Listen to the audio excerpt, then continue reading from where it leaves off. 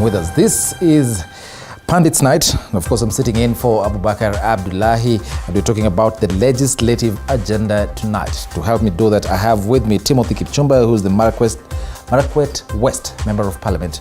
Welcome to the studio. Thank you so much. Of course, next to him is Wilberforce Oundo, who's the Funyula Member of Parliament. Welcome. Thank you so much. So, gentlemen, today we had the induction of members of Parliament, both for the National Assembly at Safari Park here in Nairobi and the Senate in Naivasha. From where you sit, things you think the 13th Parliament should prioritize?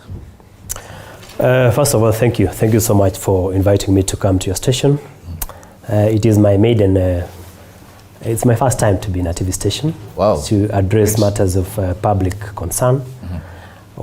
First of all, I want to thank the people of Marakwet West who elected me. I was elected under very exceptional circumstances because I vied under UDA ticket, but whatever happened. Thereafter, the people of Marakwet West prevailed upon me to vie through the independent ticket. So I was elected via the independent ticket in Marakwet West. And I sincerely thank the people of Marakwet West for electing me. Today we had the induction of members of National Assembly, and I must appreciate the 13th Parliament because the induction was successful, it was well organized, and we had an in-house planning for the entire assembly, so that we were able to discuss matters that we need to do, so that we can make the assembly prosper, and also an agenda so that we also develop the agenda for this country. And I'm so grateful. So we touched on so many areas. When we had the speech, the inaugural speech by the speaker, of course touched on so many matters. One of the issues is that being an MP is not very easy because you are the local ATM, you are the vet officer, you are everything at the local level. So at a personal level, it gave us a lot of matters that would assist us at a personal level as MPs, and we appreciate what we are told today. Thank you. So from where you sit, the question was, what do you think should be prioritized by this Parliament? Now, if you look at the economy of this country, my friend, we have a challenge. We have the development expenditure of this country is 2 trillion. If you look at the debt that we are repaying, the debt of this country is around 1.4 billion. The salaries and the money for the current expenditure is around 500 billion. So you realize that the amount of money that we need in terms of development is that we have to borrow from this country, from outside the country, so that we have money to develop this country. That is why the first thing that we want to do is we settle as members of National Assembly, we sit down and we discuss. We see how we can be able to revive the economy, and that is what should form the basis of our legislative agenda in this country. So that the major issue is how to revive the economy of this country, because the major problem that we have is debt. There has been word going around that the money that is in our coffers is only 93.7 million shillings, which is which, if we don't look for a way of which to sort out the debt issue in this country, I think we shall have a problem. And that should be the main legislative agenda that we shall be able to prosecute at the floor of the House. Okay. Mheshimiwa Oundo, the 13th Parliament has a full entry, and one of the key issues that a lot of Kenyans are looking at is how members of Parliament are going to help push the agenda of the 13th Parliament to ensure that, number one, they keep the executive in check, but also assist in how we can reduce the high cost of living as it is right now. What are some of the things you think should be done by members of Parliament to ensure that, yes, it is a balancing act, there is checking the executive, as well as reducing the cost of living? Thank you for the invite to the station. As my colleague has said, it's the first time to be on this particular station. I have been elsewhere, serving my second term, so at least I know a bit of how Parliament operates and how Parliament does. We must appreciate that we are coming from a very interesting epoch, the 10 years of Jubilee government of President Uhuru and now the current president as deputy. They are what we call unfinished business arising from the 11th Parliament and the 12th Parliament.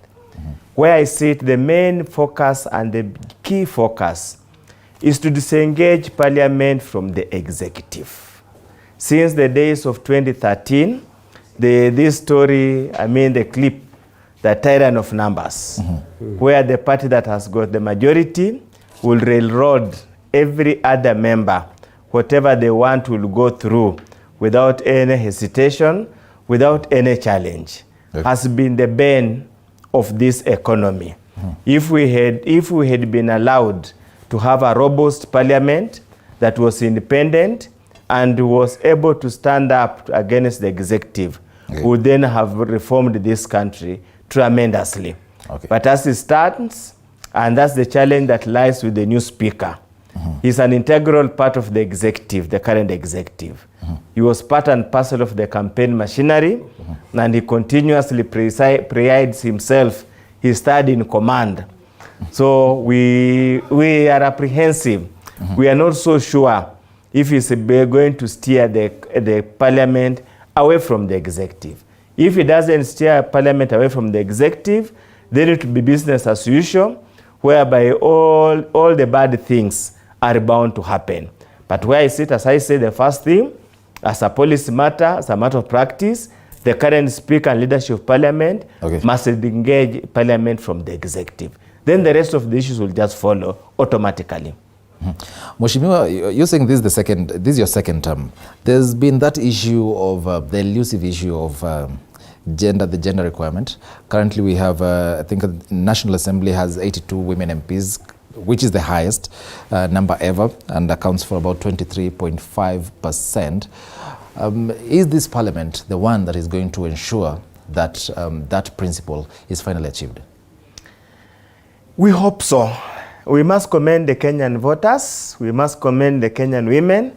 As we said when the issue came up in the last parliament, we said indeed women are the majority in this country. Looking at the 2019 population census, it beats logic why women cannot elect their own to fill the third gender role. But we must commend them this time round. We have made strides. I think the framers of the Constitution, and looking at the other provision of the Constitution that talks about fair administrative action and affirmative action, it was envisaged after a certain time that particular clause will be self-effecting, so that the kind of money we have pumped into women empowerment, women capacity building, they should have been in a position to get the numbers that we require in parliament. In my view, where I sit, let whoever wants to go to court, let the natural process take its course. Eventually, we will meet that third gender rule, depending how the women we have elected in the 13th parliament will perform vis-a-vis the men. I think that's where we stand. Kipchumba, Kenya has severally been accused of having too many laws, but then again, we are very, very poor in implementing them. You are now a member of parliament. How can we make sure that the parliament now is actually citizen-centered, looking at the Munene and ensuring that it pushes for reforms, it pushes for the implementation of laws that are deemed to be progressive? Yeah, it's true that we have, in fact, we've been accused that this country we made several laws, but the challenge has been the implementation of those laws. And the problem comes in because we have politicized our institutions. So that we have our institutions, but there is no strict adherence to the law. If you look at what happened post the handshake, you realize that government institutions were weaponized. So that if you find government institutions like KRA, like ESCC, like the police, you find that although there was a law that was guiding those institutions, but you find that because they were politically twisted to act in a certain manner, they were not compliant with the law. I think the problem is the enforcement. And it comes into the issue of governance. If we have an executive that is not intentional, then that is where the bigger problem is. I would, as a new member of parliament, I believe that if we have an aggressive legislature that is not twisted by the executive, then we'll be able to make sure that the laws that are passed by Parliament will have checks and balances to ensure that the executive implements the laws that are passed by the National Assembly, because that is the biggest challenge that we've had. Because the other Parliament was taken over by the executive, such that they would take directives from the executive instead of being the checker or checks the excess of the executive. And that's the biggest challenge that we had in the last Parliament. So this time around, I believe that we shall have an assembly that shall be able to oversight the executive to ensure that the laws passed by the assembly are fully implemented. There is a committee in the National Assembly, the Committee on Implementation. And I think that committee needs to be empowered to ensure that the laws passed by the House are fully implemented by the executive. Yes. Well, Mheshimiwa, did you cross over? Are you part of the members of Parliament who have voted on an independent candidate who crossed over to Kenya Kwanza? Yes. And how do you say then that this Parliament should not be twisted by the executive, and yet you yourself, the people of Marakwet West, gave you the mandate to represent them in Parliament as an independent candidate, but then again you saw it fit to cross over to the United Democratic Alliance or Kenya Kwanza Alliance, which in essence is basically the government? One is Article 36 of the Constitution talks about freedom of association. So as an individual, I chose to freely associate with the ruling party, which is the Kenya Kwanza coalition, because I felt that the interest of my constituency would fully be secured if I join hands with the Kenya Kwanza team. That is the essence of it, because we still have a problem in Kenya in terms of independent parties. Because if you look at how we ran our campaign, we had no assistance from any political coalition. We ran as individuals. In fact, one of the things that we want to relook at as the independent MPs is we relook at whether we can be able to amend the Political Parties Act to take into account the interest of the independents. Because until the standing orders actually were a bit suppressive on independent members of Parliament. And I want to thank the 12th Parliament, because at the tail end of that Parliament, they amended the standing orders to incorporate the independents at the committees. So the challenge that we've had is, as an independent MP, you cannot work in isolation. You must be able to join a party that you think will foster the interest of course, the interest of the people you serve. Mheshimiwa, no one questions your freedom of association. Yes. Well, it's granted in the Constitution. Yes. My question was just, you've just said here, this Parliament should not be a rubber stamp Parliament. Yes. And we've had that experience in the past. Yeah. But then again, the voters in Marakwet West voted for an independent candidate who is now going to be, towing the line of the executive. That was the question. You see, but it's okay. I don't want to push it to a corner very much. It's okay. But Mheshimiwa Oundo, Mheshimiwa Kipchumba raises some very important questions, some very important issues, and especially about the independence of the legislature. There have been issues, and a lot of Kenyans think that the only people who are supposed to check the executive, or rather the only members of Parliament who are supposed to check the executive, are those belonging to the opposition. What can we do to ensure that now we have an independent Parliament, whichever, regardless of the side that you're supporting, you ensure that you really represent your people and as well oversight the executive? What do you think should be done because you've served in the 12th Parliament and you saw what happened? Article 95 of the Constitution sets the roles of members of Parliament very clear. And it's a collective responsibility of the entire House to oversight the government. We still have the Kano era hangover of opposition and government. Actually, the current Constitution talks about majority party and minority party. But oversight and putting the government or the executive on check is a collective responsibility of the entire House. That's 349 members in the National Assembly and 67 members or 69 members in the Senate. So this issue of talking about opposition and the rest is just misguided. Secondly, and he has raised a very pertinent issue. We elect members of Parliament to be independent-minded. We elect members of parliament to represent the people of Kenya collectively. We do not represent members of parliament to basically only represent those who elected them. When members elect you as an independent, in their wisdom, they saw you as an independent-minded person who will speak with a single voice, regardless of the political dispensation that occurs after the election. You switching sides from independent to whatever side, that's subverting democracy and subverting the will of the people. And I want to tell the new members who are coming to parliament, there's nothing you are going to get that I was not going to get when you associate with the ruling party. First of all, it's parliament that makes budgets. It's not the executive. The executive's role is to implement. If you cannot lobby and get whatever you want to be done, then do not blame in which political dispensation you fall. It especially matters that you have failed on your side. We have the same whatever benefits, whatever we get is the same.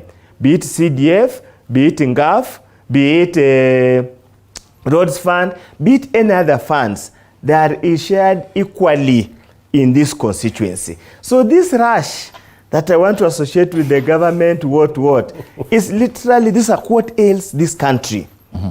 People, members, have no guts. You are pushed by small packs and here and there. What you require is to be independent-minded, and that's where we start.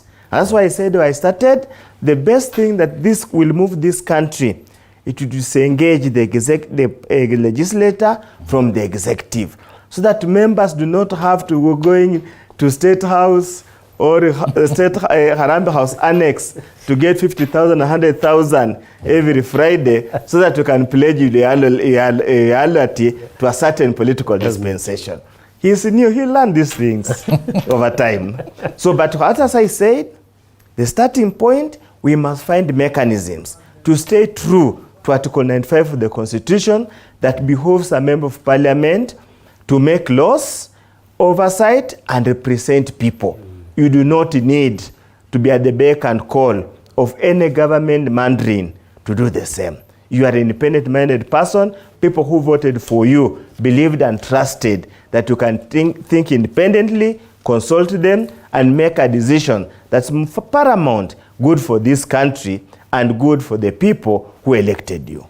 Well, thank you. Mheshimiwa Kipchumba. Yes. He rightly puts it. At least I want it to come like I'm the one pushing you on the corner. I want you to respond to that very briefly, because I want us to move on to something else. Respond to him. You're an independent member of parliament. You've just said on national television that you joined the executive somehow by joining Kenya Kwanza, because by extension that is executive. And I want you to respond in a minute or less. How does that work? I've said I have associated. You've associated with the executive. But you'll remain to be independent. Pursuant to Article 36 of the Constitution of Kenya, I have associated with the government, the Kenya Kwanza government. That is my association. I have no regrets for it, because I have chosen on behalf of my people. Because when I speak here, I don't speak on my own behalf. I speak on behalf of the people of Marakwet West. And by association, I'm in Kenya Kwanza. But I remain as an independent member of parliament. Yeah, that's very confusing. Mheshimiwa Oundo, back to you. Newly elected members of parliament are planning, or rather, they want to initiate a process of disbanding the Salaries and Remuneration Commission. Today, during the induction of members of parliament, members of the National Assembly at the Safari Park Hotel, we had the speaker, that is Moses Otangula, saying that he's already in talks with the SRC to ensure that it rescinds its decision on scrapping of allowances. And I want to hear your view on that. Are you in support of that? First of all, SRC is an independent commission protected under Article 255 and 256 of the Constitution of Kenya. So any process to disband them literally will have to go through the referendum. And you know very well a referendum in this country is a tall order. Yes, members of parliament are dissatisfied. Are dissatisfied in the sense that CRC has become notorious of changing the terms of members of parliament at the height and the tail end of campaigns, without public participation, without reference to parliament. Like this year, think they made the changes on 29th July, and we are going to vote on 9th August. That's the bone of contention. That's why people, members of parliament, feel so irked that why didn't they bring this matter early enough so that everybody who is offering himself for any position in the legislature goes knowing that my terms have been severely damaged. But I want to assure you, there is no any attempt to disband SCRC. And it's okay, it's fine. And we are going to come back on that because I have information that yes, you're planning to do that. But let me engage you, Timothy. Mheshimiwa Timothy, are you in support of that? Are you in support of members of parliament? And I want to use the word bulldoze. Are you in support of members of parliament bulldozing their way to ensure that SRC changes its mind on scrapping of the allowances, the sitting allowances that it had scrapped? I was made aware that, and I saw the circular by SRC attempting to negate the benefits of members. And SRC must act in compliance with the law. There are certain benefits that the members were entitled to. For example, the sitting allowance of the House was scrapped. I'm aware that even the foreign travel, where the allowance was reduced. And that, of course, works to the detriment of the members because you may not actually be able to act. I think SRC is acting with impunity to some extent because they have not consulted. They have not engaged in public participation to consult the members on their interests. Of course, they have a legal mandate in law to act the way they acted, but again, they must act in accordance with the Constitution so that they don't negate the interests of members to the detriment of the functional mandate of the National Assembly. But I believe the Speaker, with the leadership of the House, will be able to address that fully. But for now, personally, I'm not so much interested with the issue of SRC. My interest is to deliver to the people of Marakwet West. But I believe the Speaker and the leadership of the House will be able to handle that effectively. The honorable leaders that you associate with, yes, and you've just told us that you associate with them, yes, are claiming that the government is broke? Yes.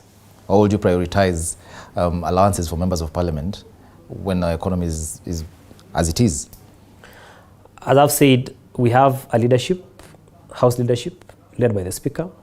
I think they are in talks with SRC, and they'll be able to guide us as the members of the Assembly on the way forward. Whatever the House leadership will discuss, we'll be able to, they are our leaders, so we'll comply with what they have to say. Yeah. Well, Mheshimiwa Oundo, on this issue of the SRC, because every member of parliament, every leader that is affected seems to say that, SRC should have followed the Constitution, which is actually true. And the issue of public participation comes up. So the issue with legislators basically is about public participation, is not about the amounts involved. So you're saying if the independent commission, that is the SRC, engaged Wananchi and Wananchi made it even worse and reduced your salaries, you'd agree to that? Yes, we will agree. We would agree. As really? If we had the Speaker clearly, he enunciated the roles of members of parliament that are outside the mandate set in Article 95. And that's something all Kenyans are alive to that fact, that a member of parliament does more than is required under Article 95. And you take up the job knowingly that the job has got extracurricular activities, so to say. Our point of contention was the timing of the CRC Gazette notice. And secondly, the lack of public participation. The simple principle of public participation, before you negatively vary somebody's benefits and terms, is only a law of natural justice. That have a sitting with them, explain to them the circumstances, they'll also give their views, so there's a collective decision made on how to proceed. SRC acts as if it is a high school prefect. Their word is law. Nobody is supposed to even have a say into it. That's why we have told the House leadership, go and negotiate, but negotiate within the confines of the law, confines of the Constitution. Whatever eventually you make up, we will take it to have no issues. As he has said, the most urgent call for us is to serve the people of Kenya. The most urgent call for us is to voice for the voiceless. The urgent call for us is to ensure that the economy is back onto its feet as from the knees. That's our main concern. All those other issues is side issues. Yeah. It's red herring. It's hot air. At least on that one issue, you seem to agree, both of you. Yeah. Let's talk about, for obvious reasons, but let's talk about now. You've talked about the economy, and I want to engage you some more. You talked about the economy. There was the prompt payment bill in the 12th Parliament that was, it did not materialize. What is its state, or what can be done to ensure that it is prioritized and ensure that the pending bills are, cleared for MSMEs to keep thriving in our economy as it is? One of the biggest challenges that we had during the 12th Parliament was what we call sibling rivalry between Senate and the National Assembly. Okay. That has been the greatest detriment. There are very many bills the National Assembly passed, but when it went to Senate, they either never bothered to debate the bills, or they simply killed the bills on account that it did not emanate from them. Unfortunately, the architects of the current constitution seems to more or less have placed the National Assembly slightly above the Senate in the pecking order. The Senate had been populated by seasoned politicians. They felt the members of Parliament and National Assembly did not deserve to get those status as the upper house. Yes, there has been so many other bills, basically trying to address the issue of the pending bills.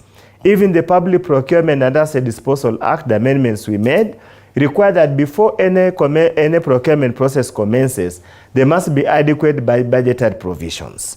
That is already in the law. Secondly, it has always been a requirement in the Public Finance Management Act that pending bills becomes the first charge on any disbursement on any public entity. Secondly, that prompt payment bill also dealt with the issues of national government and the issues of even traders in the private sector. Unfortunately, it never materialized. We'll need to track and find out where did it get stuck. I think it went through the National Assembly.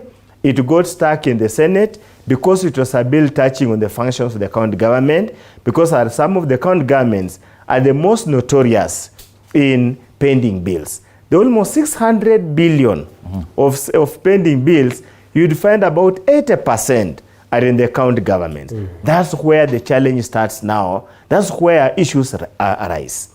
And that's why the Senate, instead of wasting their time doing petty issues that do not belong to them, they need to focus their mind on basically solving the rot that is in devolution. But see, such a bill touches on both houses. Why are you putting the blame majority? National Assembly passed. Okay. It passed through all the stages, to the best of my knowledge, and that's why I said it needs to be tracked to find out where it is. I trust and believe it was transmitted to Senate because it was a bill touching on county governments. All right. Well, back to you, Kipchumba. Members of Parliament are expected. They actually, they say to whom much is given, much is expected. Yes. Members of Parliament currently are going to keep this government in check. Correct. We've already established that. But for the next 100 days, there's a viewer here who's asking, what are some of the things that you think members of Parliament should do in the next 100 days to ensure that this government is really held to its promises that it gave Kenyans? One is compliance with the law. Okay. You said earlier that we've passed so many laws in this country, but there is no compliance. One is we are going to put the government to account. As much as some of us are aligned to the executive or are aligned to Kenya Kwanza government. But again, we must be able to, as members of the National Assembly, to know that we perform an oversight role in the executive. Checking the executive, so that we don't have excesses in the executive. One of the issues is that we will ensure that the laws passed by the National Assembly are fully implemented by the executive. Number two, there are so many areas that we need to look at. One is the issue of infrastructure. In so many areas, you find that there are many roads that needs to be tarmacked. In terms of infrastructure for education system, we also need to see that if you look at TSC or teachers, so many teachers are unemployed. So those are areas that we need to check out. We see that those teachers who have stayed for some period of time have not been absorbed by TSC. We ensure that we fully ensure that they have been absorbed in the system, because we have a backlog. And if you, for example, in my constituency, we have teachers who graduated there to 2011. Up to now, they have not been employed. They have not been absorbed. Others graduated in 2018 and they have been absorbed. So you realize that there is a problem in terms of implementation of our laws, so that even those who have graduated lately, they have been absorbed, and those who graduated earlier have not been absorbed. So we'll ensure that there is full compliance with the laws of this country. I think in all areas, in all sectors of the economy, full compliance. Well, thank you very much for that. And I want us to take a very, very short break right now. This is Pundits Night. We're talking about the legislative agenda. What is in the entry for the 13th Parliament? Remember, you can be part of this conversation by SMSing us on 22047 at TV47KE. That is our Twitter handle. We in studio with Timothy Kipchumba, who's the Marakwet West MP, as well as Wilberforce, Oundo, the Funyula MP, for this very important discussion. Time now for a very short break. Don't go away. We'll be back.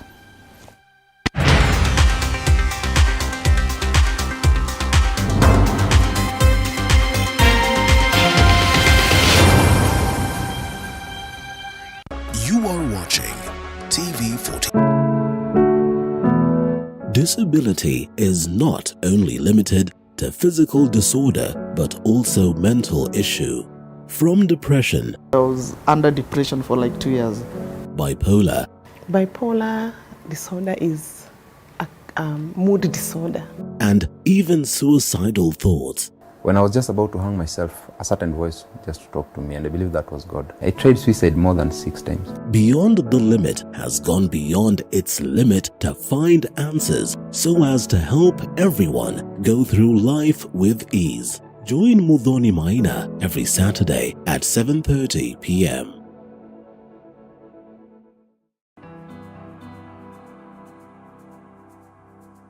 Starting this September at 8:30 p.m. on Tuesday, The Realtor brings it all to perspective.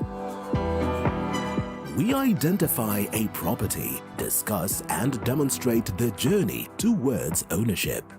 Professionals who have integrity, and from their catalog you can easily read that these are professionals who are able to deliver. Everywhere you go, you have to up your games, you have to go with the trends. Not forgetting the margins as well as the risks that come along. The runaway prices of the land. We are saying that it's something that we can never go without mentioning. Any developer will not go without mentioning price of land. Don't miss out.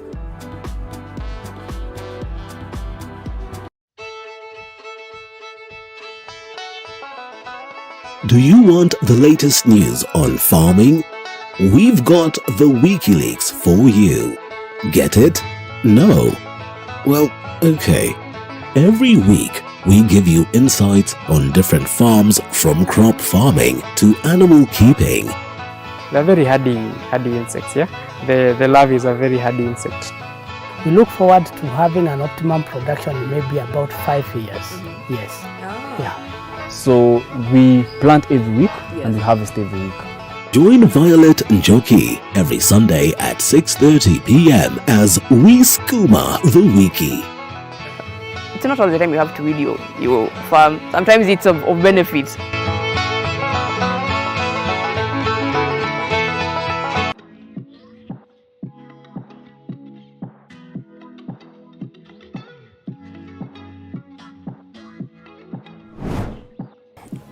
The Kenya Kwanza team was in Naivasha.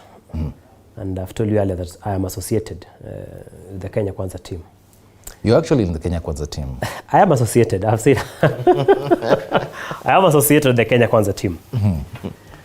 There was an agreement that the leader majority of the National Assembly shall be Kimani Ichung'wah. And we say that confidently because we believe that we have the numbers as the government. If another confession. If you look clearly at the intention of the law, yes. When interpreting the law, there's something called the mischief rule of interpretation.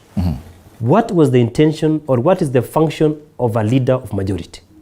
One, leader of majority is the leader of government business in the House. And it never envisaged a situation whereby a minority in the House would have a leader of majority. The Kenya Kwanza coalition, currently as you speak, if you add the post-coalition agreements, has 185 members of National Assembly. Minus, of course, the independent don't participate in terms of membership of the House. They have 185 members. The Azimio, it's called Azimio One Kenya Coalition Party, has 155. Okay. So clearly they are in the minority. And I've seen they've tried to bring an argument that you see the law Article 108 says the leader with the majority members of parliament shall have the leader majority. Of course, they are basing it on the fact that you see the pre-coalition agreement, the post-coalition agreement is not mature enough, the other party no divorce, all such issues. But you are looking at the leader of majority, the head of government business in the House. How come? How is it possible that someone from Azimio will be a leader of majority prosecuting government business in the House? It's not possible in my situation. So in my case, the leader of majority should come from the Kenya Kwanza coalition. Mheshimiwa Oundo, over to you. We are in a presidential system of parliament, of leadership, of governance. In a presidential government system, this hangover of a leader of how business majorities, business, house business, and the rest is a relic of the old history. We did away with that when we proclamated the 2010 Constitution. Actually, the 2010 Constitution envisages several things from Article 95 all the way to Article 115. One, there will be a party with the majority members and there will be a party with the minority members. There will be the independent members who technically and legally are not supposed to associate with any political formation. Okay. That is critical. So anybody in Kenya Kwanza believing that they can take the independent and present them on the floor of the House as their members is actually in breach of the law. And all of us swore during when we were swearing, including the president, we swore to protect the Constitution of Kenya. So anybody contemplating presenting members that do not belong to their coalition is actually in breach of the Constitution, is actually acting criminally and unlawfully. Secondly, this hangover, the government as it is now has got no legislative agenda on the floor of the House. The legislative agenda has been donated by the people of Kenya through the Constitution to the members of the National Assembly and members of the Senate. Government does not publish any bill. No bill comes to the Parliament after the inauguration of 2010 Constitution under the name of the government. The government, so-called executive, does not exist in the National Assembly. Okay. They can ask any member to present their bills on their behalf on the floor of the House. So this hangover needs to be dissuaded from the minds of Kenyans, the new members who are coming on board, that the House is independent. Now, the question at hand here, and we have discussed, and everybody's keenly watching what Speaker Wetangula will rule. Any ruling he makes on the issue of who is the majority party and who is the minority party will be his lasting legacy in this country. Okay. The law, when you look at the relevant articles of the Constitution, you look at the relevant various standing order, is expressly clear. Okay. But unfortunately in this country, have come to learn the word that the law is very clear is just a statement made, a cosmetic statement, but when it comes to reality, everybody will twist the law to fit a certain kind of a narrative. Azimio has 177 members of parliament. Kenya Kwanza has got 165. Do you really need any other interpretation to know who is the majority party, who is the minority party?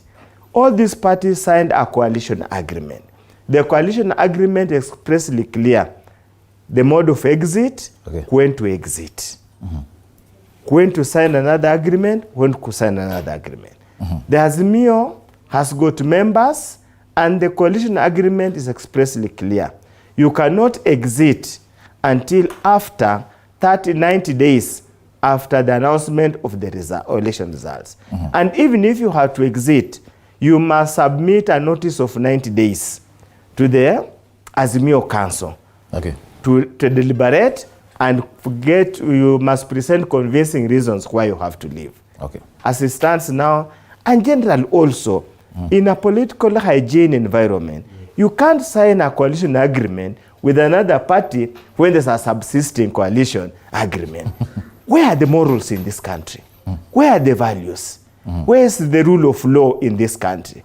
If a whole party headed by the head of state, the president, can quiesce to a breach of the law, where are we going to? Are we in the law of the jungles? Or what are we talking about? There should be, actually, it's a matter that there should be no debate at all. These kindergarten issues that the law should just fall into place. It's as simple as that. Now, Mheshimiwa, you want to react to that? Yeah. Just briefly, because I want us to move on to something else. Yes, my colleague here is talking about numbers. When we were voting for the Speaker of the National Assembly, I don't know whether my colleague remembers that Munene garnered around 130 votes, and Wetangula had a record 215 votes in the first round. And of course, Munene withdrew in the second round. So what numbers are you talking about? Because if you could not, in fact, if he claims that we have one Azimio as Kenya Kwanza as 177, yet we got 215. Meaning, even those for Azimio voted for Speaker Wetangula at the National Assembly. Number two, my friend is talking about political hygiene. I don't know whether he spoke his mind when committee chairmen that were affiliated to William Ruto were being ejected out of committees without fair hearing, without following procedures before at the National Assembly. I don't know, because he was in that parliament, I don't know whether he spoke his mind about political hygiene at that time. This time around, we will we argue that majority is about numbers. We believe that the party I'm associated to has the numbers, and the Speaker, of course, will rule based on the numbers. Okay, Mheshimiwa, it's fair enough. Mheshimiwa, in the 12th Parliament, and it's good that you've spoken about the law being clear. The Constitution of Kenya 2010 clearly states what the role of the Senate is and what the role of the National Assembly is. There's something you mentioned about sibling rivalry. During that 12th Parliament, we had about 23 disputed bills that took members of both houses to court, and that really impacted on your legislative agenda. Well, moving forward, what should be done? Because I think the most famous one was the revenue allocation bill debate of last year. But what should be done moving forward to ensure that now the House is insulated, even from unseen forces outside the House? Do you know what I mean by saying, when I say unseen forces? What should be done to insulate that House to ensure that its legislative agenda is not impacted negatively? The law is written in very plain English. You do not need to have gone to any school beyond class 8 to read and understand what's written in English. Yes. Even the issue you're raising about, it's not about voting. It's about what is gazetted by AIBC, which belongs to this. It's not even a matter that's subject to voting. Yes, on the matter you have raised, it went all the way to the Supreme Court. Yes. And the Supreme Court, in wisdom, drew the line very clearly. What belongs to the National Assembly, what belongs to the Senate, and what requires concurrency. I think that matter is now settled. And clearly it has said that we cannot pass an appropriation bill before the Division of Revenue Bill is passed. That the Supreme Court has made it very clear. And I think now the two speakers will have to open channels of communication so that there is concurrence, whether this bill affects the county government or not. That's what the Supreme Court said. After that Supreme Court ruling, I think there hasn't been very many issues of dispute. We do believe the new speakers, both of them are new, will read that ruling, look at common sense, and make sure these small things that hampers the legislative process are no longer become the order of the day. The only thing we can request the Senate, they don't have much work to do. They're just a talk house, it's a chatter house. They should be able to expedite bills coming from the National Assembly that deals with the county government. Some of them drag for so too long. By the time they're coming back to National Assembly, they have been overtaken by events. Sure, the bill takes 4 years in the Senate. By the time you are now coming to implement it, the circumstances that led to the commencement of the process have long changed. You have subjected to massive amendments. Again, it has to go back to the to Senate, and that wastes a lot of time. Our plea, as we start the 13th Parliament, is basically to ask the two speakers to find points or positions of agreement so that these things move very, very fast. Otherwise, again, we are going to go into an endless squabbles that does not present a good picture to the people of Kenya about Parliament. Mheshimiwa Kipchumba, I know you were not there in that 12th Parliament, but on the roles of its committees, Parliament has powers to, conduct inquiries through questions, issuing summons, but we'll agree at one point that both houses of Parliament did not meet the expectations of Kenyans. We're talking about the issues like the sugar report. We all know what happened. There were claims of bribery in not so, decent places. There was the issue of the COVID-19 funds misuse, and that was probed by both houses. There was the Solai Dam probe by the Senate. What can be done now to ensure that moving forward, the institution that is Parliament is really seen by the Munene as one that can, conduct such probes and come up with lasting solutions, and not the gymnastics we had that marred some of the most important probes in the past Parliament? Correct. Now, I think the biggest challenge that we have with this kind of the presidential system of government is where ministers do not come to the floor of the House to answer questions. But I want to thank the President, because the other time he called us and we had a discussion with him in Naivasha. And we had an agreement that it would be good if we have an amendment to standing orders, so that ministers or CSs would come to the floor of the House to answer questions. Because there's a problem with committee level, because at the committee level you engage only like 20 members, of which we don't know what may happen between the 20 members. But if a CS comes to the floor of the House to be able to answer questions asked by any member of the House objectively, I think that could improve issue of transparency at the floor of the House, because a member would get a chance to ask a question to a CS directly at the floor of the House. And I think that will improve transparency and accountability at the executive. Now, the other challenge was implementation of the reports. Normally, when committee reports are adopted at the House, they are subject to the Committee on Implementation, so that they can be able to ensure that that report of the House has been fully implemented.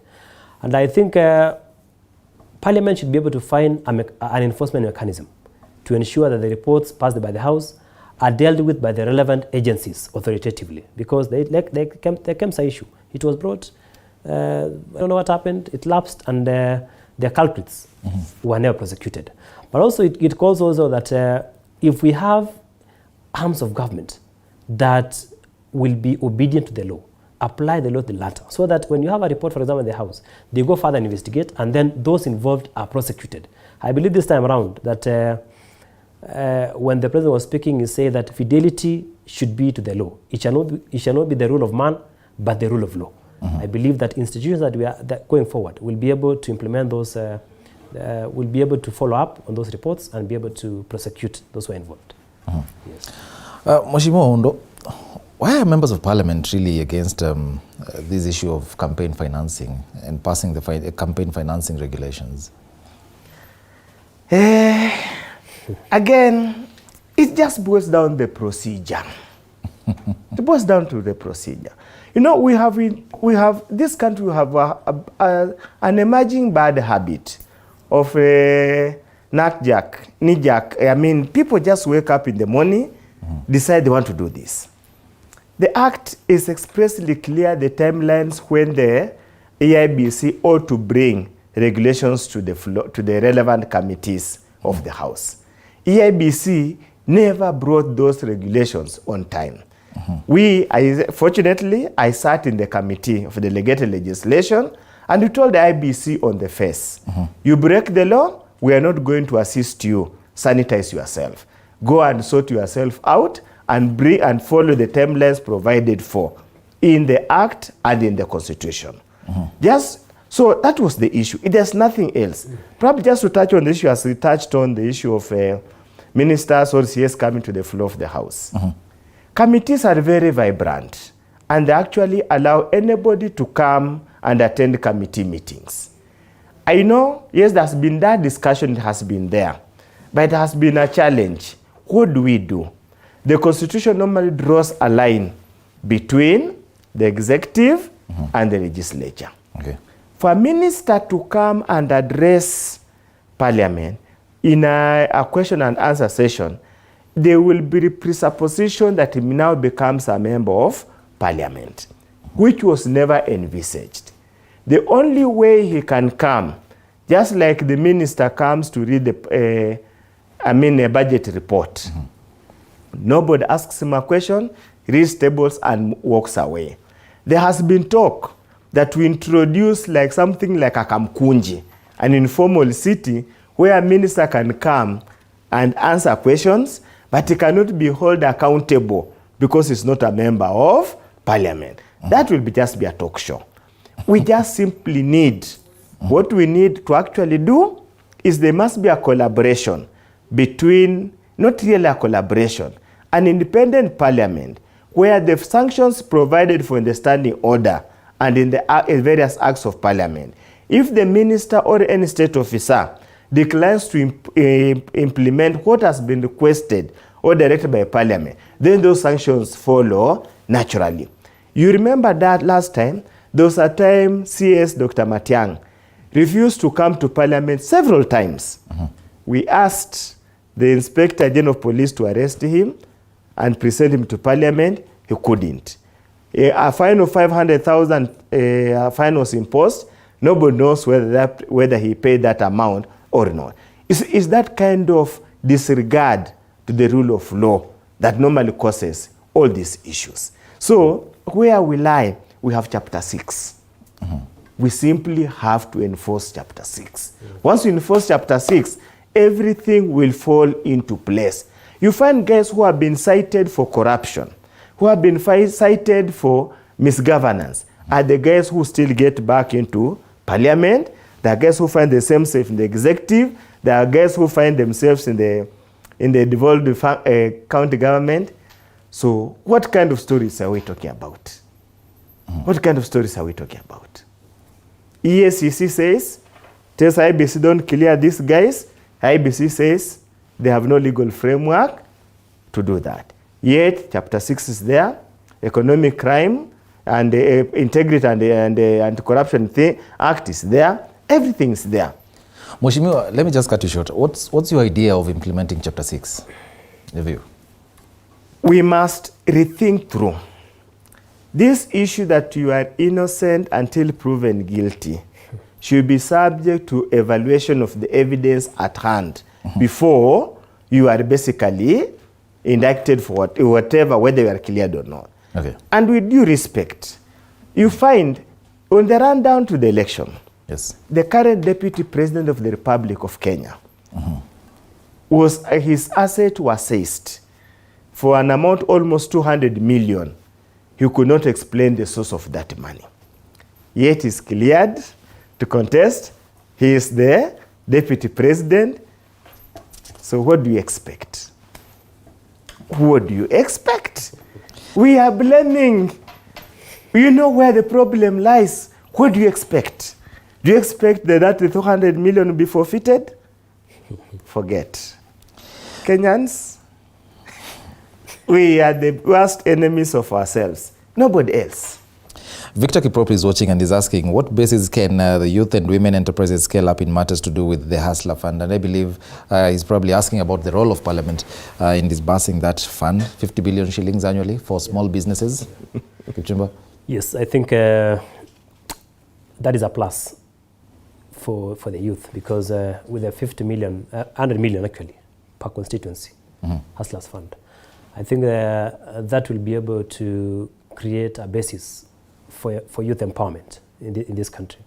Because if you have 100 million, as long as we have a proper management strategy, I think it will be able to assist them, because the president has pledged to form a ministry of SMEs, cooperative management and SMEs, something of that sort, so that we have a proper management structure, so that youth can be able to borrow. Because if you look at the highest composition of a population constitutes of the youth, so that if we have an average of 100 million per constituency, and then we have those groups, registered groups, CBOs, self-help groups can be able to borrow from that fund. I think that is an empowerment strategy that will be able to help that particular group of young people who have, of course, formed in association and all that. So the only challenge is that it's a revolving fund, so it must be managed well, because if we have a lot of defaulters, then it may be able to bring some issues in terms of management of the fund. So I believe that the fund should be managed properly, because it shall be a revolving fund. When you say the fund should be managed properly, let's talk about the past funds. There's been the youth fund. We've seen a lot of scandals revolving around such funds. Yeah. It all comes down to, I think what Victor Kiprop is asking is that it all comes down to Parliament. What is Parliament going to do to ensure that such funds are managed properly? What are some of the laws do you think should legislators come up with to ensure that now, like Mheshimiwa is saying about the implementation of Chapter 6 and the theory, or rather that issue of being innocent until proven guilty, course, what should be done to ensure that now this moving forward is well managed? Of course, we must have a legislation before the House. We must have a law before the House to manage that fund, perhaps called the Hustlers Fund Act, and also in that act shall also give us the regulations, so that we have proper management of those funds, and so that we have the problem that we have with our laws is that they are not localized. This time we need to localize, so that we make sure that the management team is at the local level. Okay. You have like Boda chairman, being a member of the committee that manages that fund, so that they're also directly responsible for the management of the fund. And the accountability mechanism must also be high. There also must be a lot of strict penalties in terms if you don't repay this amount by this time of money, what shall happen to this? Also the securities. We must have security in place, so that in case of default, then the security can be able to offset the amount of money, because these are public funds, and they must be properly utilized. Yeah. Now, lastly, to you, Mheshimiwa Wilberforce Oundo, and this one is specifically for you by Tony Kamau. He's asking, Mheshimiwa Oundo has said that he will support the reduction of MP salaries. Will he introduce such changes on the floor of the House? That's the mandate of CRC. I have no say at all. That's squarely the mandate of SRC. But they're working and you're distracting them. You're bulldozing them. You're saying that there are even plans to disband the commission. All that we are saying, subject whatever decision you make, whatever regulations you want to make, subject them to public participation. Okay. And the first people who needs to be consulted are the sitting members, or those aspiring to contest elections. That's natural. You just don't wake up and make decisions disregarding the people who are going to be affected the most. For example, if you say now you are going to close breweries, it's natural that first of all you ask all those breweries, all those Kenya breweries and the rest, what do you think? ask even the hardcore drunkards, what do you think? So that at that moment, you build consensus. If there had been that discussion, we had agreed, no member of parliament would have raised any issue at all. None at all. Our point of concern was their public participation. Okay. Many times we have quashed very many acts of parliament, we have quashed regulations for lack of public participation. They simply need to demonstrate there was public participation, and this is what people said. This was the rejoinder. Whatever final decision they made had the input of the members of public. Lastly, to you, Kipchumba, and I have to ask this. You've talked about having numbers. Kenya Kwanza, the Kenya Kwanza side of the parliament having numbers. Do you intend to keep all these oversight committees, Public Accounts and Investments Committee, the oversight committees that usually reserve of the opposition? Is that your intention? The priority now is we have the House leadership in place. We will have another retreat where we'll discuss matters to do with the committees. As soon as we have the leader majority in place, the whip, the deputy whip, the deputy leader majority, then we'll sit down to discuss on composition of committees. So that, but ideally, the standing order provides that committees like PAC or PIC should ideally be, in my own opinion, should be the opposition. Opposition, yeah. So that at least they check a bit of excesses of the executive.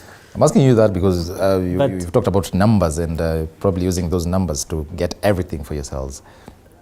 But they have said they have numbers, so I think at the floor of the House we will... Fair enough. Just to clarify, the standing order is expressly clear. Those financial oversight committees are normally populated and must be headed by parties that do not form the executive. Okay.